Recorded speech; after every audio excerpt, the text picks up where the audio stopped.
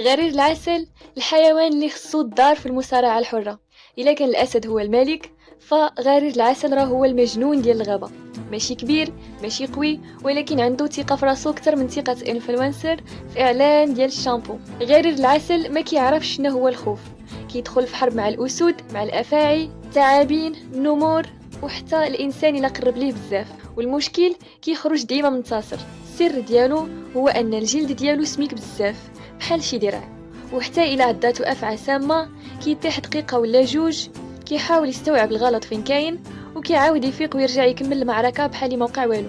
داك السم ما كيدير ليه والو، راه كيقول ليه سمك هذاك بحال الماء ديال الزهر. وزيد عليها غرير العسل كيعشق العسل بواحد الطريقة مجنونة، كيقلب الخلايا ديال النحل، كيدخل وسطها بلا خوف. النحل كيعفس فيه بالعشرات وهو مطنش، كياكل وكيخرج بحال شي بطل رجع من معركة في أفغانستان. وما ننساش نقول لكم بأن هذا الحيوان ما كيعرفش شي حاجة سميتها الحشمة.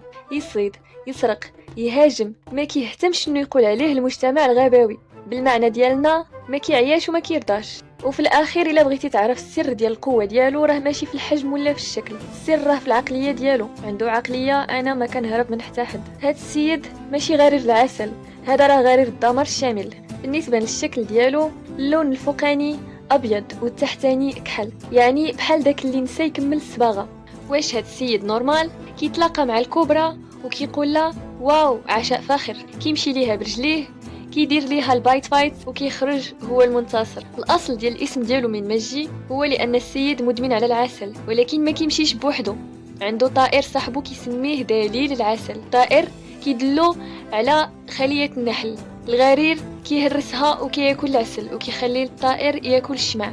واحد الكومبو نادر، نصاب واللي كيعطيه اللوكيشن. عنده مخالب قد السيوف، كيحفر في الارض بحال شي جرافه صغيره، وإلا كانت الماكله تحت الارض ماشي مشكل. السيد عنده الويفي ديال الشم، كيعرفها فين كاينه. كياكل الثعابين، الحشرات، النحل، البيض، الجيف. يعني السيد ما كيديرش الدايت، عنده فلسفه في الحياه، كل قبل ما ياكلوك. وماشي غير قوي، راه ذكي بزاف. في الحديقه ديال الحيوان حبسوا جوج منه كل نهار كيهربوا بطريقه جديده.